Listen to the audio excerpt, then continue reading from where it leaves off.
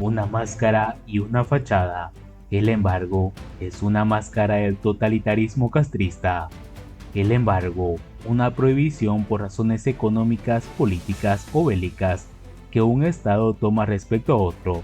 En Cuba, está referido a las medidas de respuestas de Estados Unidos al gobierno cubano por la confiscación de propiedades sin indemnización, cuyo antecedente fue el embargo de armas contra Fulgencio Batista en marzo de 1958.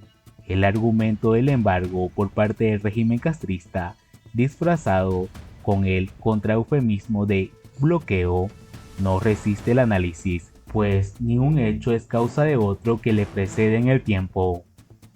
El origen del embargo. En abril de 1959, durante su visita a Estados Unidos, Fidel Castro planteó que las puertas estaban abiertas a las inversiones privadas que contribuyeran al desarrollo de la industria cubana y afirmó que era absolutamente imposible hacer progresos si no nos entendemos con Estados Unidos. Sin embargo, un mes después del fracaso en esa gestión, firmó la Ley de Reforma Agraria, que sometió a expropiación forzosa las extensiones de tierras superiores a las 30 caballerías, una parte de las cuales eran propiedad de norteamericanos. A los afectados se les ofreció un pago en bonos por un término de 20 años, que Estados Unidos no consideró una compensación adecuada, pronta y efectiva. Al respecto, el doctor Armando Cañas, presidente de la Asociación de Ganaderos de Cuba en junio de 1959, dijo lo siguiente: nosotros hemos intentado muchas veces discutir con el doctor Fidel Castro los puntos en que discrepamos de la ley agraria.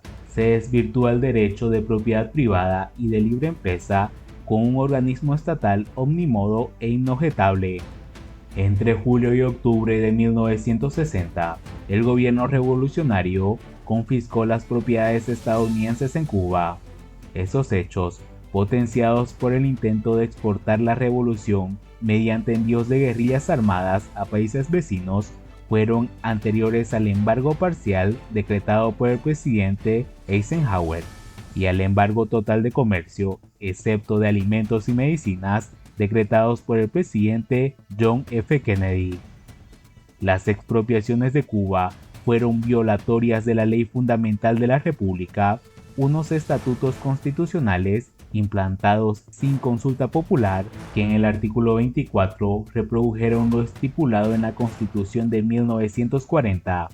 Nadie podrá ser privado de su propiedad sino por autoridad judicial competente y por causa justificada de utilidad pública o interés social y siempre previo al pago de la correspondiente indemnización en efectivo fijada judicialmente. Por tanto, la expropiación sin la correspondiente indemnización en efectivo constituyó una acción inconstitucional. Como los conflictos externos tienden a desmovilizar los conflictos internos, el gobierno revolucionario cubano utilizó el embargo para impedir el resurgimiento de la sociedad civil que había desmontado para solapar su incapacidad gubernamental y eludir cualquier compromiso con los derechos humanos. Resoluciones condenatorias del embargo. Gracias a las subvenciones soviéticas, el embargo no fue obstáculo para emprender los proyectos denominados planes especiales, como el de la zafra de los 10 millones en 1970, cuyo fracaso, reconocido por Fidel Castro, fue causado por la improvisación y el voluntarismo, no por los efectos del embargo.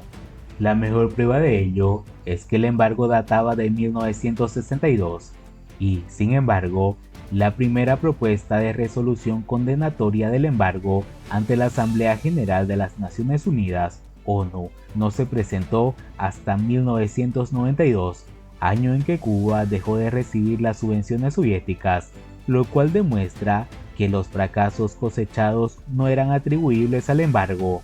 Sin embargo, de esa fecha hasta el presente, Cuba ha presentado 32 resoluciones con el mismo argumento. El bloqueo es ilegal, inmoral y constituye el mayor obstáculo en el desarrollo económico y social de Cuba, bla bla bla.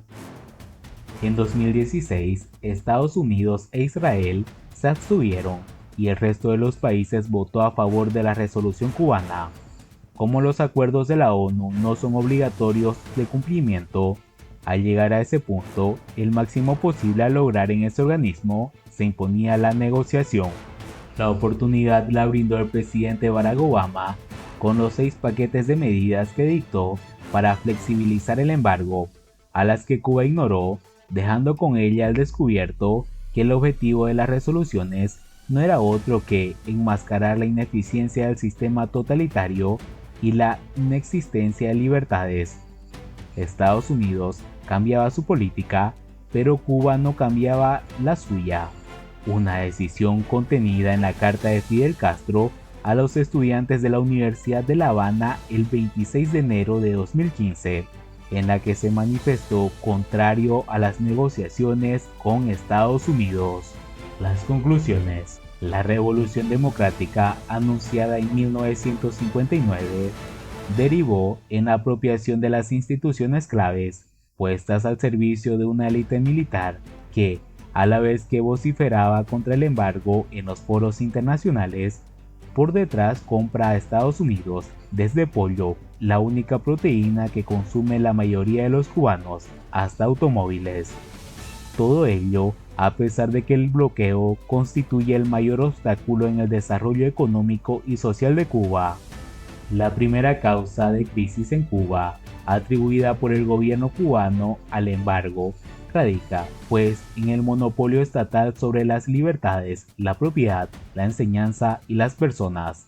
Por tanto, en Cuba se impone una marcha hacia el pasado, que en condiciones actuales representa un salto adelante dirigido a liberar la economía impuesta a las enseñanzas, restablecer la autonomía universitaria y atemperar la constitución de la Declaración Universal de los Derechos Humanos y los pactos de derechos políticos, económicos, sociales y culturales de las Naciones Unidas, ya que la eficacia de las autoridades cubanas para conservar el poder no se pudo extrapolar a la economía.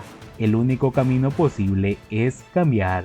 No se trata de una redención ante el enemigo, sino de retomar el camino que nunca se debió abandonar. Y así vamos terminando las noticias del día de hoy. Si llegaste hasta aquí, no te olvides de darnos un buen me gusta, nos ayudarías mucho.